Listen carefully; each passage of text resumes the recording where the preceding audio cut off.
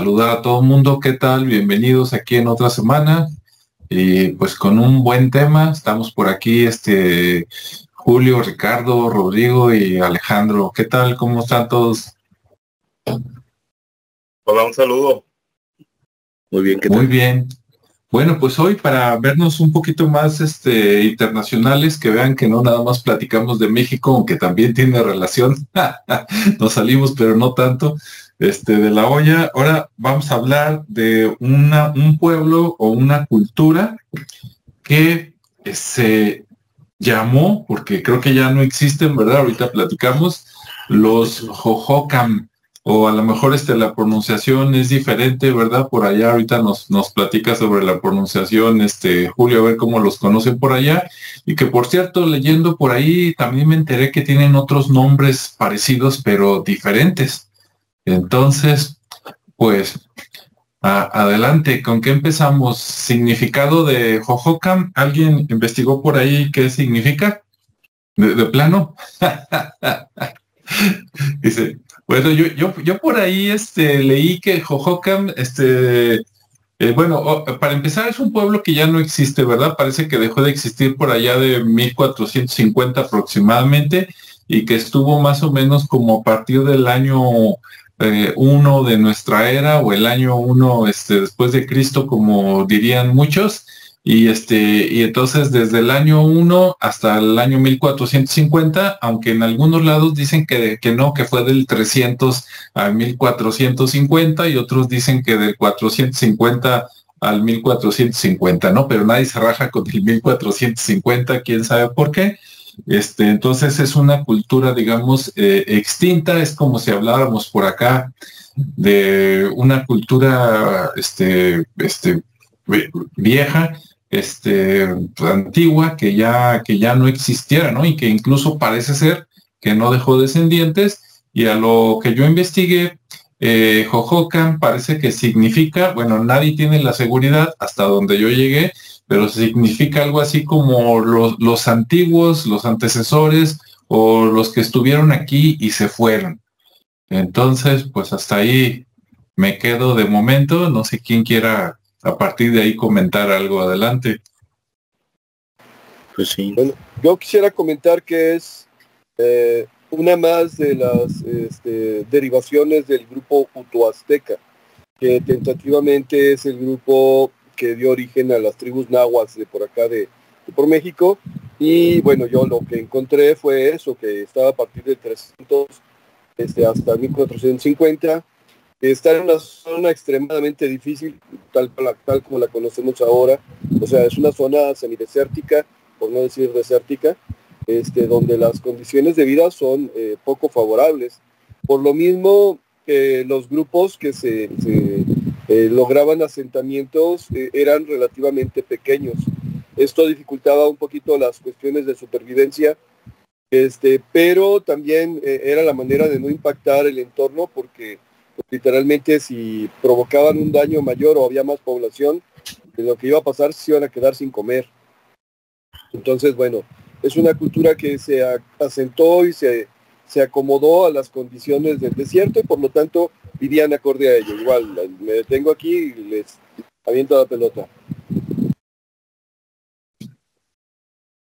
Adelante. Bueno, mira, a mí me gustaría compartir un poco de lo que yo conozco.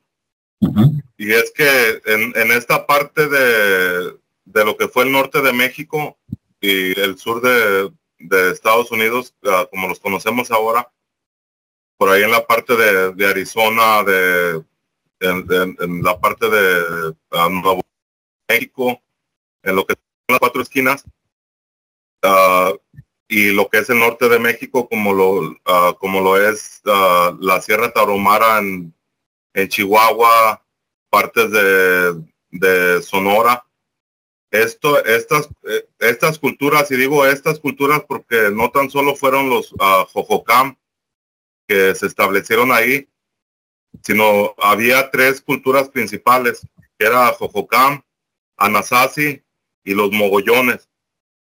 Estas tres culturas, a lo que yo he podido investigar y tengo conciencia de, es que estos vienen a ser los antecesores de los conocidos como pueblos, que de ahí proviene lo que son los Hopi, lo que es la cultura Zuni y otras que ya desaparecieron. Y que puedo decir con exactitud que estos son los antecesores de los Hopi y de los Zuni, dado a su lingüística, que ellos utilizaron el yuto azteca o yuto nahua. Entonces de ahí proviene esto. Otra cosa también bien interesante que pude encontrar acerca de la religión de este grupo de los Hohokam es que ellos tienen uno de sus dioses principales o deidades era el mismo Tezcatlipoca, al que conocemos como el hermano gemelo, la dualidad de Quetzalcóatl. Entonces yo aquí puedo considerar que más que estos pueblos hayan sido los antecesores de los aztecas acá, o toltecas, o todas las culturas que se desarrollaron en el centro de México, en Mesoamérica, más bien la cultura de Mesoamérica o de la náhuatl, como es conocida en su ancestralidad, a esta parte de América, del hemisferio norte, es más bien fue la influencia que se tenía, porque en la ancestralidad se conoce que el náhuatl, así como todas sus creencias, comprendía desde lo que es Nicaragua en la parte sur, que de ahí podemos ver el vocablo o el nombre de Nicaragua. Antes de llamarse Nicaragua, se llamaba Nican Aguac, que esto significa hasta aquí el náhuatl. Esto era en el sur. Al norte comprendía hasta lo que es el sur de Canadá, hasta donde comprendía esta parte que se conocía como la náhuatl. Entonces, todas las creencias, rituales, ceremonias que conocemos acá en el México antiguo, también eran consideradas allá en las partes como ahora Estados Unidos, y no tan solo en Arizona, sino que esto comprendía todo lo que vienen a hacer estas culturas, como los no recuerdo ahora el nombre, que estuvieron acá en las planicies de América. Ahorita que recuerdo, se los digo. Entonces toda esta cultura desde Mesoamérica, desde Centroamérica, era conocida hasta Norteamérica.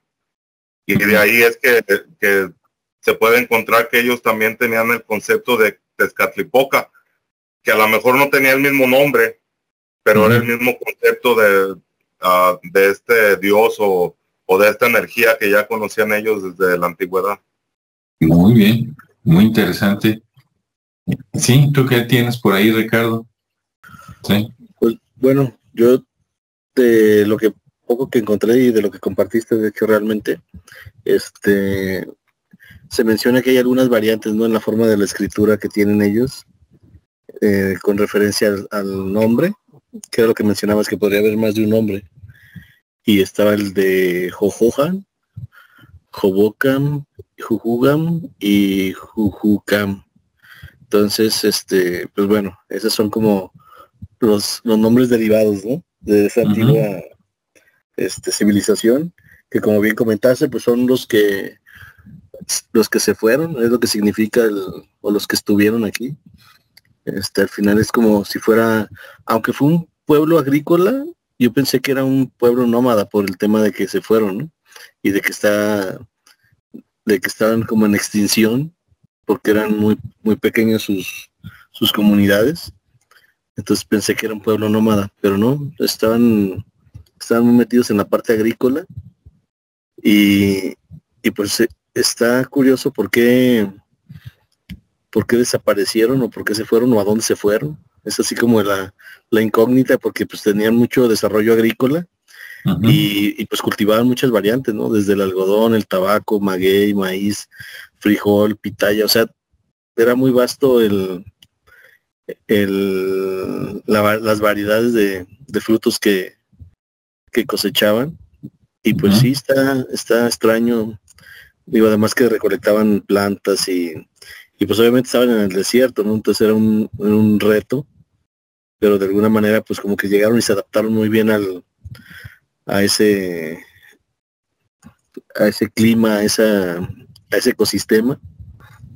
Y bueno, a pesar de que es un ambiente hostil, pues bueno, ahí estuvieron ejerciendo esa actividad.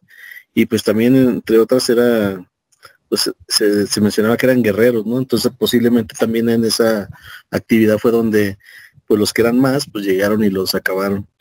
Entonces, básicamente su actividad pues era la agrícola y el comercio, ¿no? Porque pues también no todo era consumo propio y aparte pues necesitaban también sobrevivir de otra manera. Entonces hacían mucho comercio con Mesoamérica.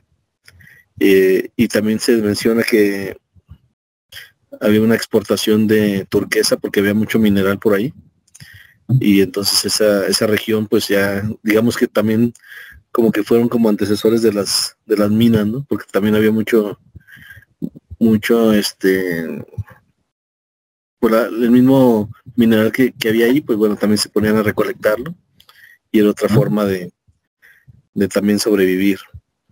Y algunos elementos que se mencionan de la cultura ya mesoamericana que tuvo relación con ellos, pues también se menciona sobre el juego de la pelota, que no sé si realmente haya sido así o no, pero ahí queda como documentado, y también por cerámicas que se encontraron en esos lugares. Sí, y qué más. Y bueno, los asentamientos después de esos pueblos de Jojocan, pues se convirtieron en rancherías, o que eran como tipo rancherías, mejor dicho, que se localizaban en tierras de labor por la parte agrícola y en núcleos y que estos núcleos estaban poblados o compuestos por varios edificios que estaban de alguna manera muy cercanos o agrupados, y bueno, las casas eran las que estaban ahí construidas y asentadas, ¿no? Alrededor de un pozo o un pozo de mediana profundidad. Y bueno, es así como que lo poco que más o menos estuve ahí buscando, porque sí, no tuve mucho tiempo hoy de dedicarle a la investigación de esta civilización o de esta cultura, pero se me hizo interesante y se me hizo raro a la vez que pues hayan desaparecido, ¿no? A menos que haya sido un confrontamiento con algún grupo muy grande y los hayan desaparecido, o se hayan ido a otro lugar y se hayan integrado a otra comunidad, a otra cultura, y pues ahí también desaparecieron. No sé si alguien más tenga referencia sobre esa parte que estoy preguntando de si desaparecieron o se integraron o todavía siguen por ahí. Como decía Julio, pues son como los originarios de otras civilizaciones, pero finalmente esa parte no sé si esté documentada, ¿no? De qué sucedió con ellos. Sí, a ver, Julio quiere decir algo, adelante. Mira, en base a lo que estaba comentando Ricardo, yo pienso que no simplemente desaparecieron, sino más bien evolucionaron. Lo que esto nos da la pauta de poder pensar que estos grupos culturales fueron el mismo grupo desde un principio, pero simplemente la arqueología no lo sabe denominar o no tienen las pruebas para poder seguir esa cadena desde un comienzo de una cultura hasta otra. Como lo menciono, yo sé por investigación que todos estos grupos son los antepasados de las culturas Hopi y Zuni, de las denominadas culturas pueblo que existieron aquí en las cuatro esquinas. Entonces no han cambiado, son los mismos, pero simplemente se les reconoce como diferentes nombres. Es lo mismo que pasa por allá en Sudamérica, en Perú, que tenemos diferentes culturas, ¿no? Que la cultura chavica, que la cultura esto, que la cultura lo otro. Pero lo que pasa es que la arqueología no ha podido reconocer, no ha podido seguir esa línea temporal o esa línea de tiempo para poder reconocer que esta es la misma gente, pero que simplemente se fueron integrando a cómo fue cambiando. O sea, fueron de una forma fueron evolucionando y se fueron integrando a otros grupos, y de ahí fueron mutando, ¿no? A ser llamados de otra forma, pero siguen siendo, en base sigue siendo las mismas personas, ¿no? El mismo linaje de esos pueblos o culturas tan antiguas. Sí, sí, yo también creo que evolucionaron, porque incluso hace ratito que mencionó Julio a los Anasazi, los Anasazi, aunque no sé mucho de ellos, pero los conozco más por la relación que de sus pinturas y los extraterrestres y todo eso, ¿no? Que les adjudican de las pinturas de seres, pues extraños. Y por acá incluso yo encontré que los Hohokam, parece ser, si no ahorita me corrigen, son algo más antiguos que los Anasazi, de tal manera que a lo mejor los Anasazi pues hasta podrían ser descendientes o una cultura que luego los absorbió, entre otras, ¿no?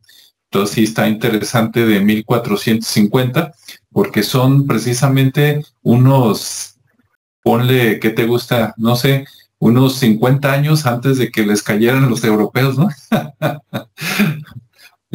No sé, ¿alguien más?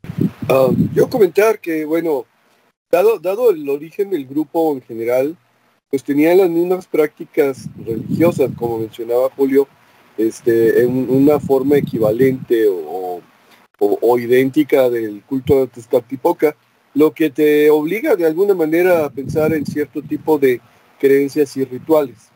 Y esas creencias y rituales se van manifestando en diferentes lugares con nombres de grupos diferentes y sin embargo son básicamente lo mismo. En el caso de Tezcatlipoca, que es el espejo humeante, básicamente se establece la existencia de un mundo paralelo, de una existencia paralela, la que se ve a través del espejo. En alguna ocasión ya hablamos de un espejo de obsidiana que andaba por allá por Inglaterra y que básicamente te sirve para percibir el otro lado, ¿no? Y el otro lado puede ser tú mismo, el otro lado de ti mismo. Lo que hizo que de repente durante el periodo histórico de la conquista de Estados Unidos, o sea, en el siglo XVIII y XIX, y durante la fiebre del oro en California, de repente cruzaran por ahí diferentes grupos de personas que de alguna manera iban encontrando oposición por la fuerza de los elementos, por las cuestiones de los grupos que ahí habitaban, por la invasión de sus territorios. Y todos los que estaban por ahí de repente tenían la fama de ser comedores de personas, de ser caníbales. Bueno, en el caso específico de los grupos que de alguna manera consideraban Tezcatlipoca una deidad, entre ellos se daba pues la situación del sacrificio ritual y de la exposición del corazón, o sea, esos rituales que de repente se tenían para ciertas personas.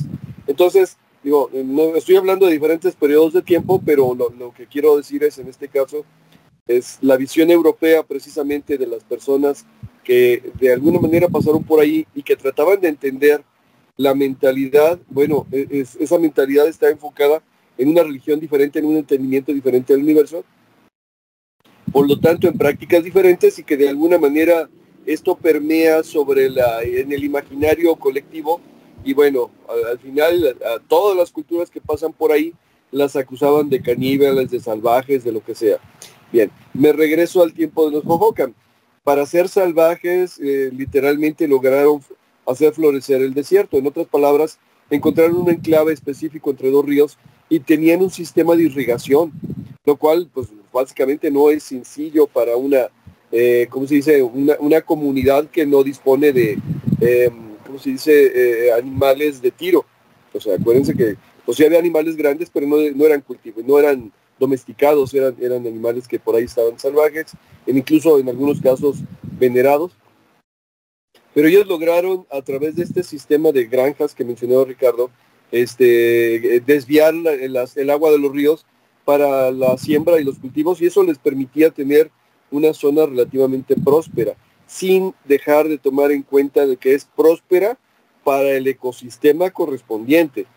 O sea, no podríamos hablar de la misma prosperidad si estamos hablando de acá de Mesoamérica, de por debajo del trópico de Cáncer, donde básicamente la naturaleza se cultiva sola y se crece solo y hay alimentación. No, era próspera. Por lo tanto, digamos que tenían un entendimiento del entorno lo suficientemente grande, ecológico, integrado, para poder hacer producir la tierra. Sin embargo, pues también de repente se quedaban a merced de las condiciones climáticas. Y ahorita, antes de empezar la grabación, estábamos hablando del clima precisamente, y de repente tuvieron, igual que los mayas, igual que muchas de las culturas de por acá, periodos de sequía. Entonces, bueno, eso hace que las culturas literalmente se muevan, vibren, respiren, no sé qué nombre le quieran dar, donde de repente hay un auge y hay un crecimiento, y de repente hay una disminución y por lo tanto hay un decrecimiento. Lo cierto es que estaban tan bien asentados que hacían construcciones en la tierra, o sea, literalmente generaban con adobe construcciones, y todavía se pueden encontrar de ahí para abajo, todavía hasta Chihuahua y hasta un poquito más abajo, enclaves de habitación donde las casas están hechas de adobe y están localizadas y están delimitadas lo suficientemente bien para pensar que, a ver, no se trata de cualquier pueblo, es un pueblo que era organizado, un pueblo que tenía una finalidad y que tenía una permanencia. Bien, creo que le di muchas vueltas, pero pues ahí va de rebote. Ok, ¿algún comentario, algo más? Yo traigo algunas cosillas, pero me estoy esperando así para soltarlas todas como van. Bueno, a mí me gustaría comentar algo en base a lo que comentó Rodrigo. Ajá. De las estructuras de vivienda. Uh-huh. Que estas eran bajo tierra y con un poco de relieve, ¿no? Que estas eran en donde vivía. Pero de aquí, de este tipo de estructural, es de donde se derivan los centros ceremoniales que se denominan como kivas, que entonces eran estructuras muy grandes en forma circular, al ras del piso, en donde los hombres principalmente, porque las mujeres no era permitido este tipo de ceremonias, en donde los hombres se introducían a ese inframundo, a esa parte baja, ¿no? O sea, por debajo de la tierra, ya es donde se deriva mucha de la ritualidad de estos pueblos, que hasta en el momento, pues conocemos ahí en todo lo que es la región de las cuatro esquinas, donde están todo este tipo de estructuras. Y que lo interesante es que ellos se introducían a este centro, o era como una forma de introducirte a ese vientre de la madre, de la tierra. O sea, ellos se introducían a la tierra como volver a entrar a ese vientre, y de ahí es de donde se deriva toda su creencia. Entonces aquí no se me hace raro que ellos hayan tenido a Tezcatlipoca como una deidad, conociendo la dualidad que existe en este mundo material.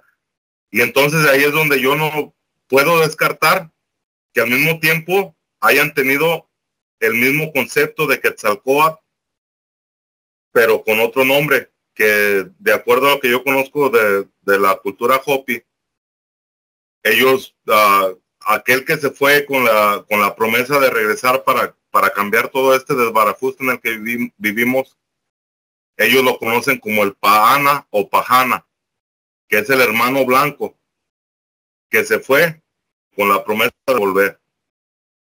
Y de ahí está todo, o sea, en todas partes como lo vuelvo a mencionar, de lo que fue el Anáhuac, se tiene ese mismo concepto cultural, religioso, pero simplemente está en formas diferentes, o sea, tiene nombres diferentes. Un ejemplo que puedo poner es la tradición o la ceremonia de los, no sé si conozcan, los voladores de Papantla. Claro. Que en lo que nosotros conocemos, esta ceremonia o este ritual proviene de Veracruz, pero en la misma Chihuahua en tiempos mucho más anteriores que en Veracruz, ya se tenía este concepto ritual, que era el de una persona que se tenía que preparar por años para poder tener ese equilibrio dentro o más bien sobre una base en movimiento. Esta persona tenía que estar tocando la flauta, bailando, en una forma de adoración a todo lo divino, y que esto viene a representar lo que es nuestra vida material sobre este planeta, en donde tenemos que pasar adversidades, tenemos que de alguna forma prepararnos para poder afrontar la vida. Y este ritual, como les vuelvo a mencionar, está desde lo que son las 4 esquinas, lo que es Chihuahua, y nosotros como mexicanos lo conocemos desde el lado de las culturas que se desarrollaron en el lado de Veracruz. Entonces ahí hay una conexión completa de lo que les vuelvo a mencionar, que fue este gran continente, o esta gran extensión del continente que fue conocida como el Anáhuac, en donde todo era, de alguna forma, era conocido desde una punta sur hasta la punta norte. Así es. Y bueno, como dijeron, ¿no? Yo también voy a meter ahí mi cuchara para todos los que nos están escuchando. Hasta hoy, que yo sepa, claro, todo esto puede cambiar con cualquier descubrimiento arqueológico nuevo, como lo que comentó Julio, ¿no? De Chihuahua y de los voladores de Papantla. Lo que pasa es que cuando llegaron los españoles, pues se lo atribuyeron allá por Veracruz, que bueno, un saludo también a Veracruz, porque pues para ahí llegaron, ¿no? Prácticamente, bueno, primero pues a Haití, Cuba, pero luego llegaron a lo que era Veracruz, y fue lo que conocieron, y ya después ya se internaron más al país. Pero por ejemplo, allá en Papantla y en otros lados de todo el estado de Veracruz, lo hicieron espectacular. Se los platico porque yo fui hace unos años, trabajé muchos años en gobierno, y una vez fui por allá a Boca del Río, ¿no? Que parece que es uno de los lugares aparentemente, pues, más famosos, digamos, de Veracruz, y nos hicieron una representación, claro, ya del siglo XX, ¿no? Nada que ver con los originales, pero nos hicieron una representación así como de un palo de unos 50 metros de altura, que dices, wow, ¿no? Págales bien a esto su seguro de vida, porque si se caen de allá no la van a contar.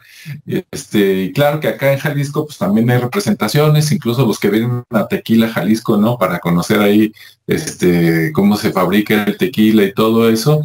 Ahí en cada pueblito por aquí hay una representación, ¿no? Similar, pero más chiquita, de unos, no sé, 15, 20, 30 metros cuando mucho, pero según las investigaciones por acá de Phil Wigan, ¿no? Y del lugar de Huachimontones, parece ser que lo que conocemos como los voladores de Papantla tuvo sus orígenes en el occidente de México, ¿verdad? No quiero decir Jalisco para no sonar muy presuntuoso, entonces puede ser Nayarit, Colima, Jalisco, incluso Sinaloa, ¿no? Y una de esas, pues, ¿por qué no? A lo mejor del norte, o que llegó de otro lado, ¿no? Pero han encontrado, de hecho, los famosos huachimontones, acá, cuando vengan, visiten los huachimontones en Jalisco. Hay esculturas que prueban algo parecido al volador de Papantla, nada más que en lugar de que uno se quedara arriba tocando la flauta y el tambor, y 4 fueran bajando, ¿no? Ahí de norte, sur, este, oeste, etcétera. Acá nada más era uno, ¿no? Eran como los inicios. En los inicios todo era más pequeño, entonces parece que acá nada más los que tocaban estaban abajo, como la banda, como si fuera mariachi, y el que bajaba era uno, ¿no? Según lo que han encontrado, y ya después pues ya se difundió, a lo mejor a nivel pues país, y por qué no, así como dice Julio, ¿no? Desde Canadá hasta Nicaragua, y que en otros lados, como por ejemplo Veracruz, pues lo hayan hecho súper espectacular, ¿no? Bueno, de hecho, a mí me salió este nombre de los Hohokam precisamente relacionado a los huachimontones, ¿no? Últimamente he estado por ahí, fui al Museo de la Ciudad de Guadalajara y luego fui al archivo de Zapopan y estuve por ahí leyendo algunos libros que después saldrá material.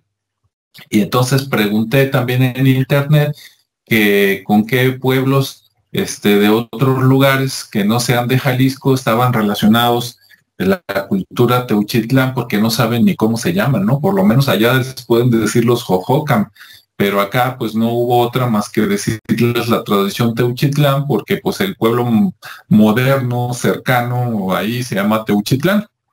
Pero cómo se llamaban, pues ve tú a saber, ¿no? Y me salió por ahí el nombre de los Jojocan, y dije, estos nunca los había oído, ¿no? Por lo menos de fama o de nombre los Anasazi, no, pues sí, ¿no? Los Cheyenne, son los de las películas. Los que te gusta, ahorita Julio mencionó a los mogollones, yo a esos no los había escuchado, y esta semana también me brincaron, ¿no? Que podrían estar relacionados de manera directa o indirecta con los Jojocan. Y en la versión editada, si ustedes ven las vajillas de los Jojocan y ven las vajillas de la cultura Teuchitlán de acá de Jalisco, dices, son los mismos, o sea, sin saber de dónde son. Y resulta que hay miles de kilómetros de distancia, ¿no? Igual, así de barro cocido, colores, crema con café, y pues más o menos un poquito a veces de blanco o rojo. También, allá los Jojocan, como decía Rodrigo, pues de los pocos ríos que tenían, esos ríos les sacaban mucho jugo, ¿no? Entonces les hacían como venitas, digamos que le sacaban extensiones, ¿no? Como si fueran cabello para que irrigaran otros lugares, e incluso por ahí en unos sitios de internet dicen que en esas derivaciones que ellos construían, pues que llegaron a extensiones de 10 kilómetros de distancia, ¿no? Entonces, pues es un buen de sacarle jugo por ahí. Acá también, con los huachimontones hacían lo mismo, y luego hicieron las chinampas, ¿no? Mucho antes que los aztecas por allá de la Ciudad de México. Entonces está interesante esa relación. También dicen que las costumbres funerarias allá de Jojocan era como, enterramos a los muertos, y donde quedan sepultados lo hacemos como una lomita para que se vea, ¿no? Y resulta que por acá en el occidente de Jalisco y estados vecinos, no todas, pero algunas de las tumbas de Tiro, que sí, que quedaba como lomita, ¿no? Y estaba relativamente cerca del pueblo, a veces a pocos metros inclusive, a veces un poquito más de distancia. Entonces esa similitud también está interesante, aunque otras tumbas de Tiro eran diferentes y estaban a ras del piso, ¿no? Y te enterabas porque había una piedra laja, y encima de la piedra laja había otra piedrita, a veces incluso esculpida, ¿no? Que era el equivalente a las lápidas de hoy, de los cementerios, ¿no? Que hay en todas las ciudades occidentales. Entonces las vasijas, yo cuando las vi dije, no, si me dices que son de aquí te la creo. Y yo creo que al revés también, en la versión editada voy a poner unas fotos, ¿no? De cultura Jojocan y cultura Teuchitlán para que vean las imágenes, y van a ver que también van a decir, wow, ¿no? Y lo que se me hace raro, no solo que hayan aparentemente, como decíamos, desaparecido, sino que en lo que yo leí, como les digo, claro, mis fuentes no fue así una búsqueda que digas qué bárbaro, ¿no? Pero sí busqué como en 4 lugares, y dicen que no hay ningún resto óseo encontrado, cosa rarísima, ¿no? Porque, por ejemplo, acá en la región de Huachimontones sí han encontrado huesos óseos, ¿no? De ahí que sabemos que algunos practicaban o tenían el cráneo deformado y otras cosas, pero allá de la cultura Jojocan no. En lo que yo leí decían que no saben cómo son, porque hasta le pregunté a la inteligencia artificial, ¿no? Dije, a ver qué sabe OpenAI, a ver si es que sabe algo, y me dijo que no se han encontrado restos, y se me hace muy raro, porque no son tan antiguos como para que digas tú, es que ya se pulverizó todo, ¿no? A menos que pues no hayan escarbado lo suficiente, o que estuvieran pues no sé, ¿no? ¿Para qué le invento cosas? Pero sí se me hizo así muy misterioso de que no hay huesos de los Hohokam, ¿no? Y dices, qué raro que no sé si de esto tengan algún comentario. Bueno, como comentario, los grupos a los que llamaron californios por vivir en la península de Baja California, ellos acostumbraban enterrar a sus muertos. Ahí oficialmente era una zona alta que posteriormente fue inundada y los dejaban más o menos 25 o 50 años y luego los desenterraban, pintaban los huesos de color y luego los ponían en un sitio específico, en el área de California, de la península de Baja California, en cavernas, ¿no? Por eso han encontrado asentamientos así de muchos huesos. ¿Por qué? Pues porque los dejaban a que se momificaran o se desecaran los cuerpos y luego los sacaban otra vez en una especie de culto y ya los pintaban y los volvían a acumular en otro lado. A lo mejor no han encontrado porque no han encontrado dónde están acumulados. No estamos hablando de una distancia tan grande y estamos hablando del mismo grupo étnico, nada más en una zona relativamente diferente.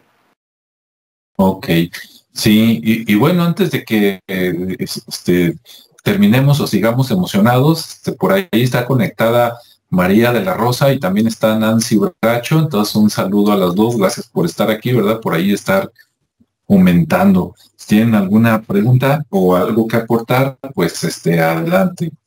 Pues sí, tienes razón, Rodrigo, a lo mejor no han encontrado por esas costumbres, ¿no? De los enterramos unos años y luego los sacamos y los llevamos a otro lado y pues no han encontrado ese otro lado, ¿no? Ve, tú vas a ver, capaz de que después de un rato se me fue el nombre, como lo que acostumbramos ahora, ¿no? De que te hacen cenizas y pues así cuando los vas a encontrar, ¿no?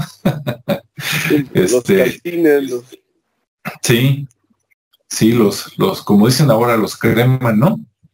Otra cosa que se me hizo interesante de ellos es que dentro de lo que cabe tenían buena tecnología, porque aparte que tenían irrigaciones, como dicen, máxima de 10 kilómetros, no quiere decir que todos los canales eran así de grandes, ¿no? En algunos lugares a lo mejor eran de 500 metros, de 1 kilómetro, pero el más grande que les encontraron parece que era de 10 kilómetros, que inclusive cuando llegaron no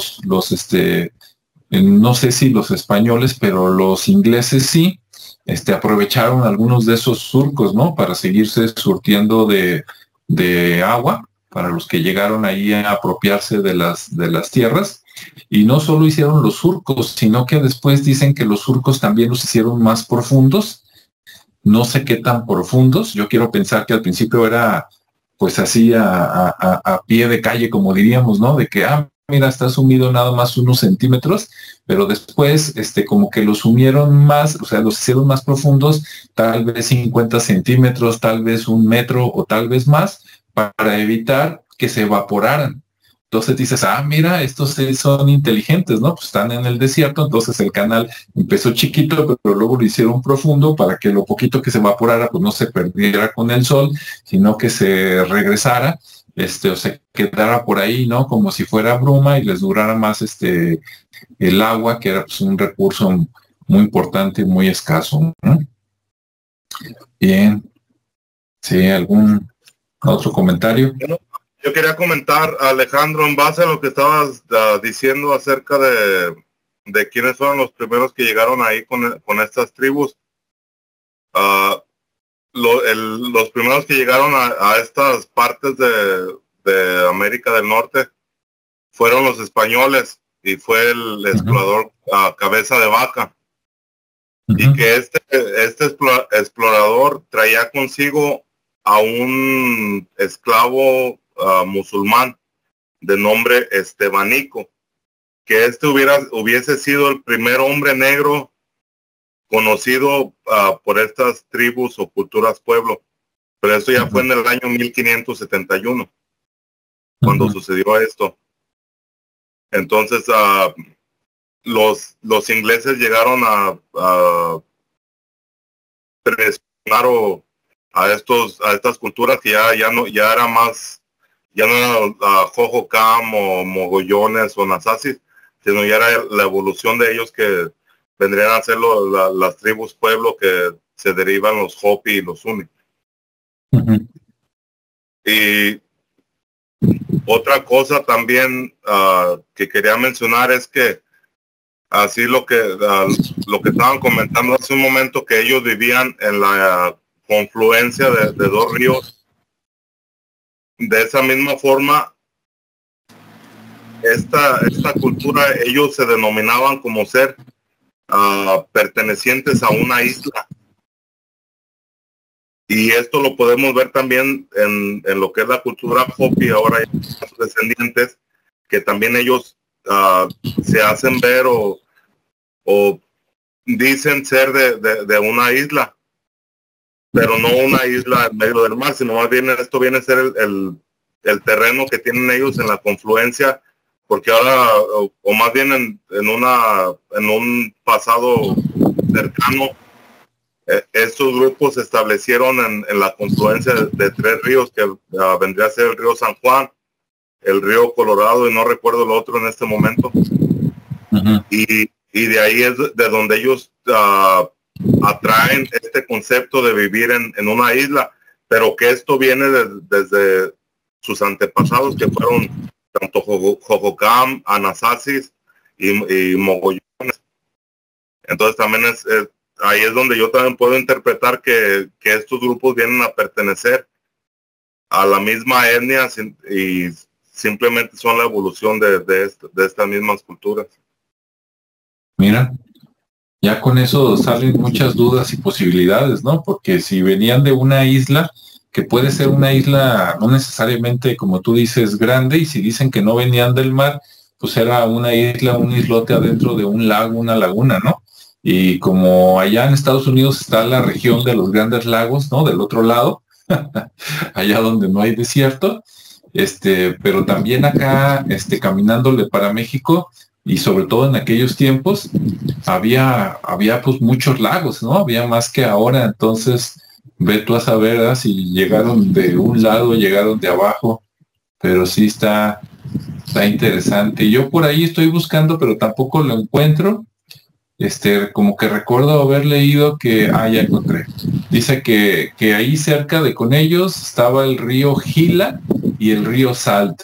El río Salt, pues es el río salado, supongo, ¿no? Que se escribe igual que la sal en inglés.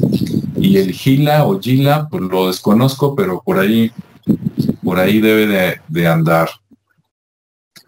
Por último, bueno, de mi parte, pregunté también que si había otras culturas relacionadas a ellos, y aunque dicen que no es una relación directa, pero claro, pues acá le digo, la inteligencia artificial todavía no es tan inteligente, sacó 4 culturas. Una es la de Mogollón, o Mogollones, que mencionó Julio, excelente.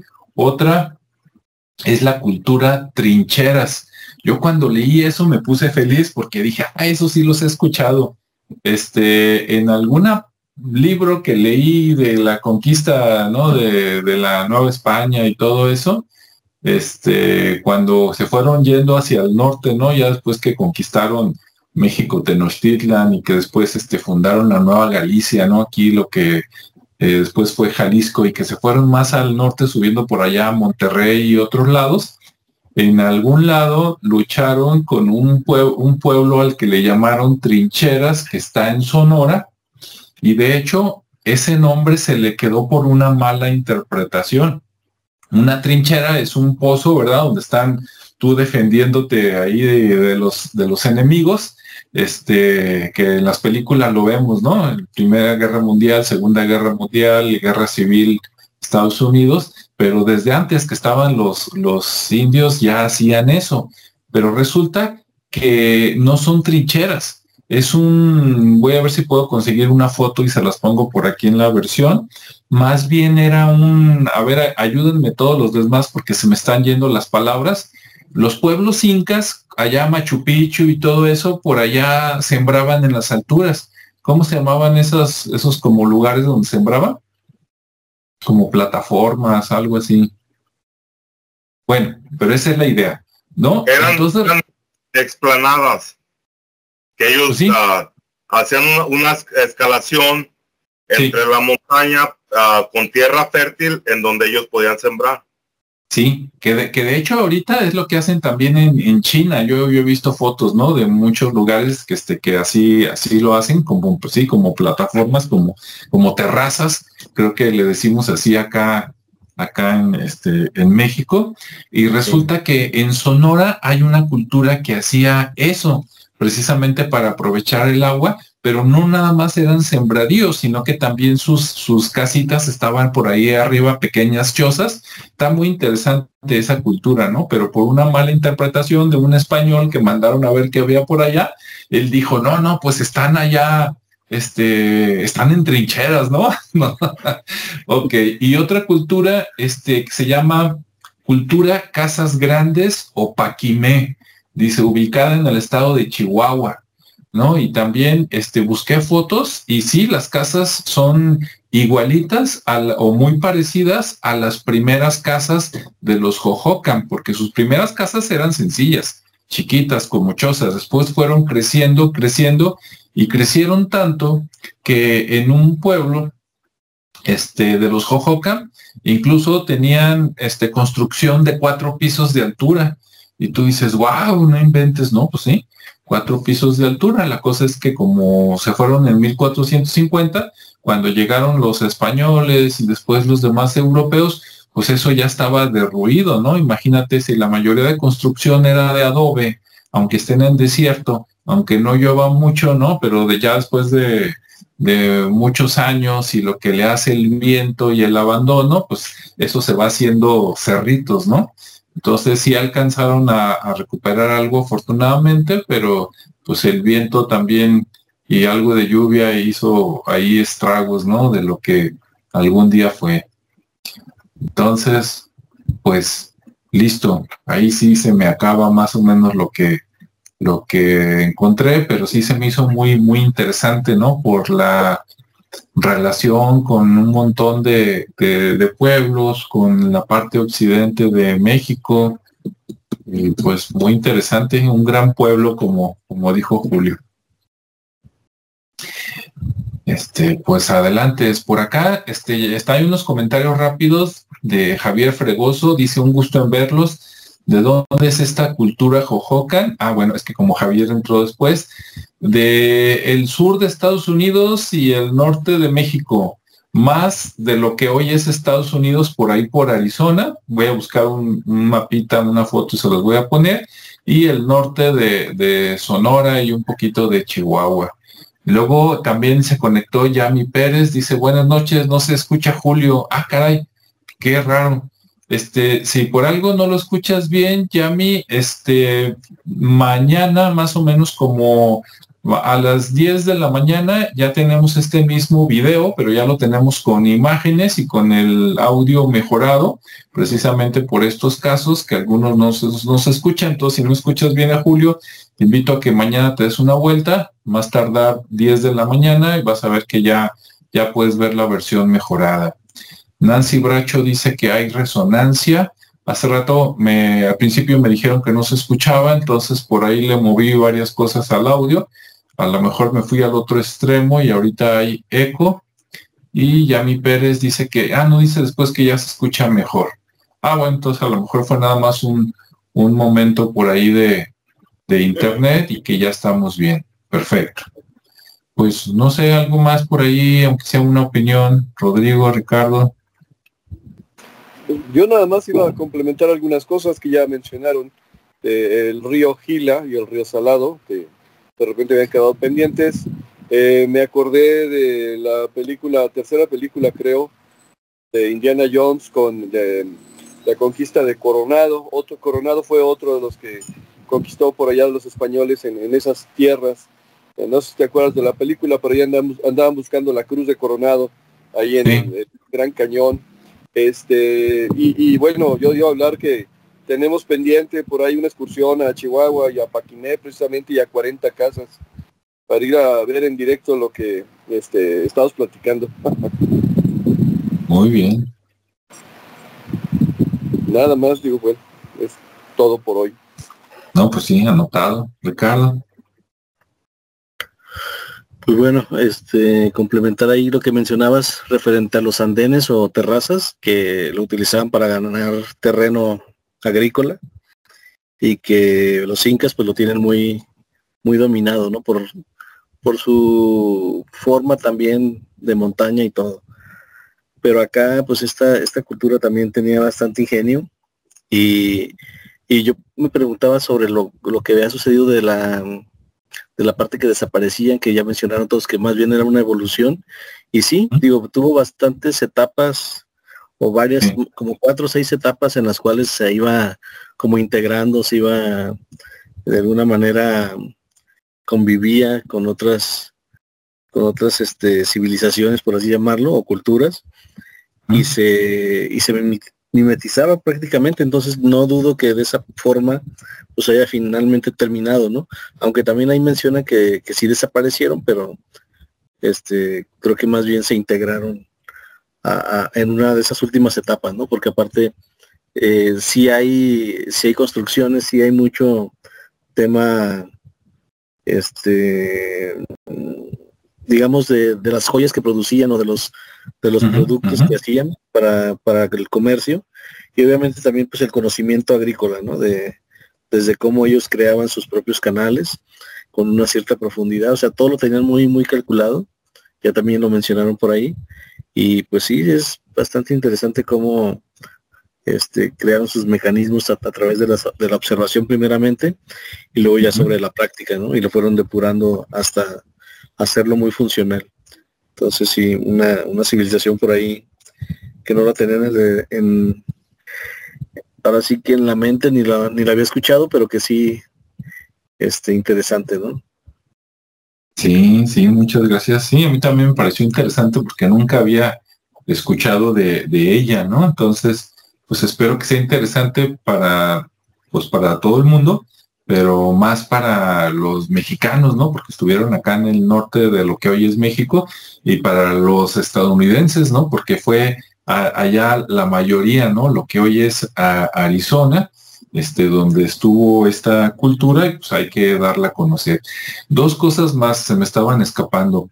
También lo voy a poner en foto, pero los adornos, ellos tenían mucho comercio con gente del Pacífico, porque tenían muchas conchas y adornitos, y hacían pulseras de conchas, y esas pulseras que tienen, porque eso sí han escarbado y esas sí han encontrado, a lo mejor hubo saqueo, ¿no? También, y por eso no encuentran los huesos, como acá en México, pero las pulseras que tienen por allá, que han encontrado, son idénticas a las pulseras por acá que hay en Jalisco, también de la cultura Teuchitlán, no nada más en el pueblo de Teuchitlán, sino en los alrededores, Tala, Magdalena, etcétera. También son idénticas, y dices, en una de esas pues pudo haber habido comercio, ¿no? Que se oye muy, muy lejano, pero pues, sí pudo haber sido.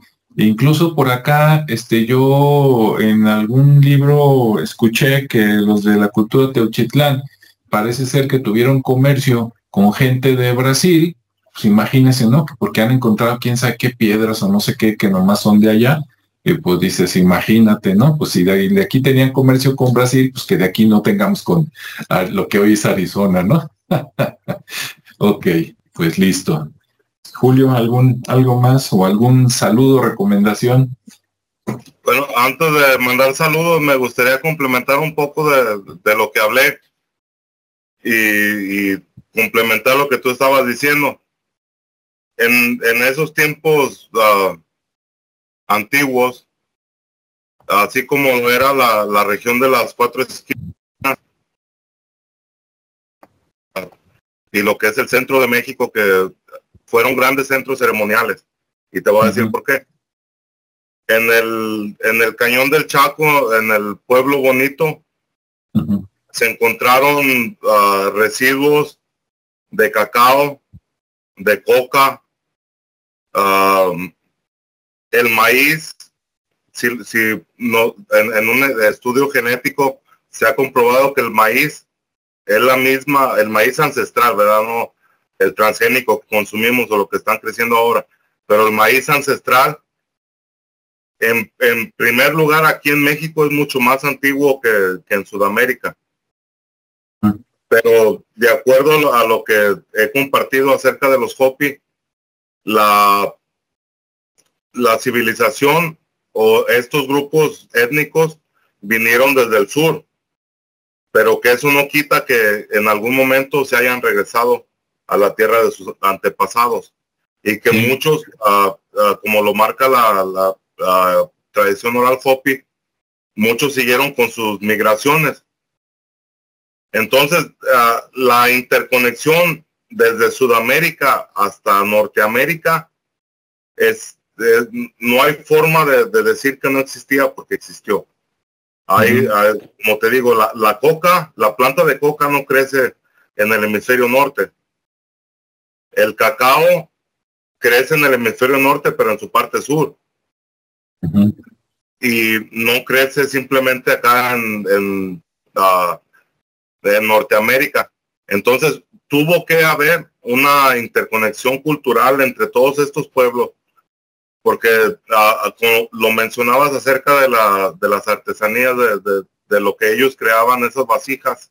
Si nos vamos al Perú, podemos encontrar esa misma forma, esos mismos colores, esa misma técnica de crear todo esto.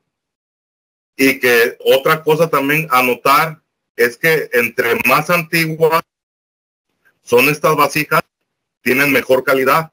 Es como si se hubiera ido denigrando este conocimiento hasta llegar a tener el conocimiento de hacer vasijas, pero no con la misma calidad que se hacían en tiempos muy antiguos. Entonces, a lo que voy con esta conclusión es de que todo el América, desde el sur hasta el norte, desde el norte hasta el sur, somos la misma gente, somos la misma raza, somos esa misma esencia que está aquí plantada, que hemos pasado por muchos cambios, por mucha evolución, por mucha hibridación con otras razas, y que todo esto es parte de lo que tiene que ser.